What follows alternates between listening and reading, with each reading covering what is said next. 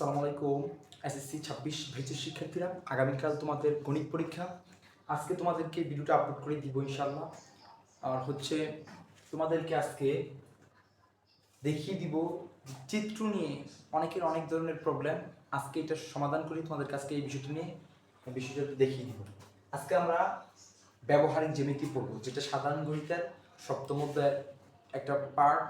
ব্যবহারিক জ্যামিতি থেকে পরীক্ষায় আসার উপযোগী যে চিত্রগুলো আজকে সেগুলোই তোমাদেরকে দেখিয়ে দিব। আমি একটা সম্পাদ্য লিখেছি, ত্রিভুজের ভূমি সংলগ্ন দুটি কোণ এবং পরিসীমা দেওয়া আছে, ত্রিভুজটি আঁকতে হবে।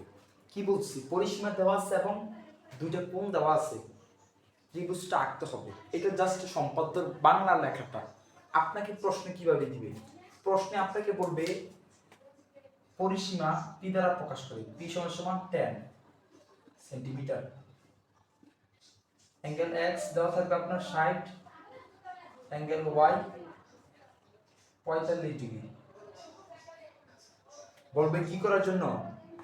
আপনাকে চিত্রটা আঁকার জন্য। এই তথ্যগুলো বাংলা লেখা দেওয়া থাকবে যে ত্রিভুজের পরিসীমা, ভূমি এবং ভূমি সংলগ্ন দুটি কোণ, ত্রিভুজের ভূমি সংলগ্ন দুটি কোণ এবং পরিসীমা দেওয়া থাকবে। পরিসীমা দেওয়া থাকবে 10, ভূমি সংলগ্ন দুটি কোণ যথাক্রমে 60 ডিগ্রি ও 45 ডিগ্রি। কি করো? ত্রিভুজটা অঙ্কন করো। এভাবে প্রশ্নটা দেওয়া থাকবে। আমি কিন্তু একদম খুঁটিনাটি বিষয়গুলো তোমাদেরকে দেখিয়ে দিয়েছি যে কিভাবে প্রশ্নটা করবে এবং তুমি কিভাবে প্রশ্নের উত্তরটা দিবে। এখন দেখো উত্তরটা কিভাবে লিখবে। তো তুমি যখন এখানে, তো এটা প্রশ্ন, তুমি যখন সমাধান লিখবা, কি লিখবা? এখানে সমাধান আমি জাস্ট করতেছি। তুমি যখন সমাধান লিখবা,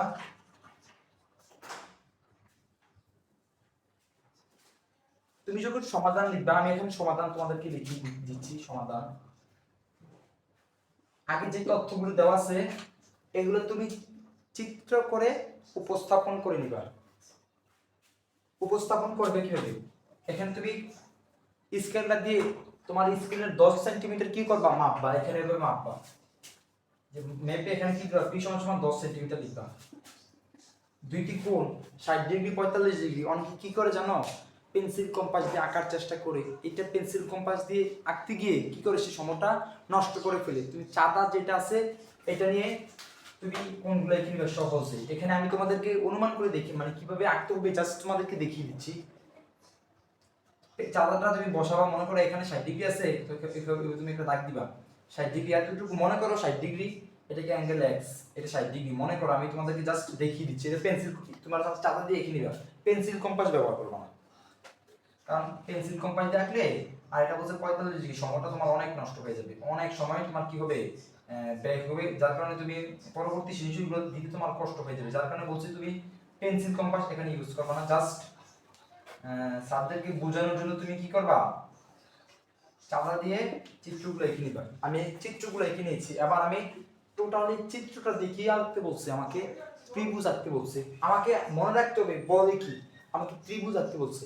তুমি জাস্ট এটা খেয়াল করে নিবে যে তোমাকে কি চাইছে প্রশ্নের ভিতরে, যেটা চাইবে ঠিক এইটাই তুমি আঁকবা। তুমি চিত্র, আমি এখন মূল চিত্রতে চলে যাচ্ছি। যে কোনো রশ্মি, আমি দেখো এখানে এঁকে নিলাম যে কোনো রশ্মি ডিই থেকে, যে কোনো রশ্মি আমি ডিই নিলাম, যে কোনো রশ্মি ডিই থেকে। তোমাদেরকে আমি ব্যাখ্যাটা এখানে বলে দিব, কিন্তু লিখে দিব না। ব্যাখ্যাটা চিত্রের সাথে সাথে যেভাবে চিত্রটা আঁকবে বিবরণটা ঠিক ওইটাই হবে, ঠিক আছে? বাড়তি করে আমি তোমাদেরকে লিখে দিব না, বাস জাস্ট তোমরা আমার কথাগুলো শুনবা, তোমরা নিজেরাই বিবরণ লিখতে পারবা। যে কোনো রশ্মি ডিই থেকে পরিসীমা পি এর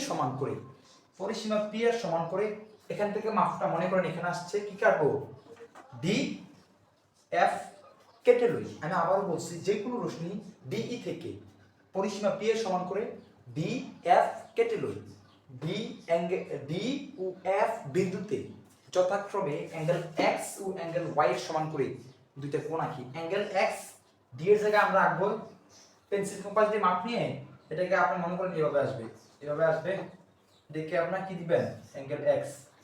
আবার এখানে দিবেন কি? অ্যাঙ্গেল, এখানে হবে কোনটা? এভাবে এখানে এটা এভাবে হবে, এখানে অ্যাঙ্গেল ওয়াই, এটাকে এভাবে টানবেন। এখানে দিবেন ডি জি এবং এখানে দিবেন এইচ। আমাদের এটা এতটুকু হয়েছে। আবার কি করবেন জানেন, আমাদেরকে বলছে ত্রিভুজ আঁকার জন্য, এটা কিন্তু ত্রিভুজ হয় নাই।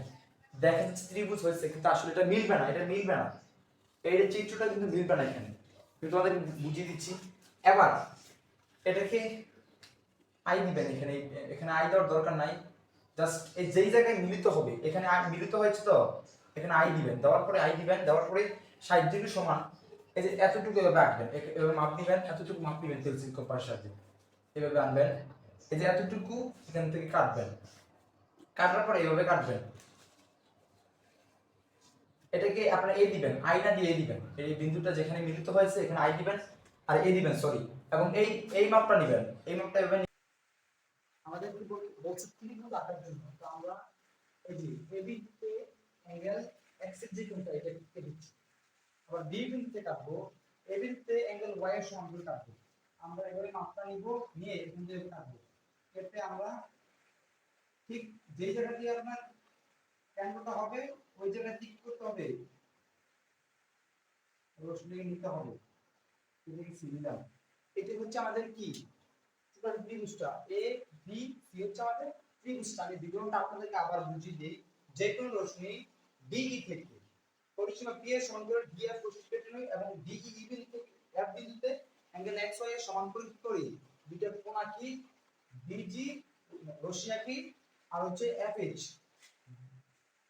বি জি এবং এফ এইচ যে বিন্দুতে মিলিত হয় ওই বিন্দুটাকে আমরা এ হিসেবে ধরি। এই বিন্দুতে অ্যাঙ্গেল এক্স ও ওয়াই সমান করে আবার কোণ আঁকি এবং এ বি সি যোগ করি, সুতরাং এ বি সি একটি কি ত্রিভুজ। এটি হচ্ছে আমাদের টোটালি ত্রিভুজটা, এটা আপনারা একটু লিখে নেন কষ্ট করে।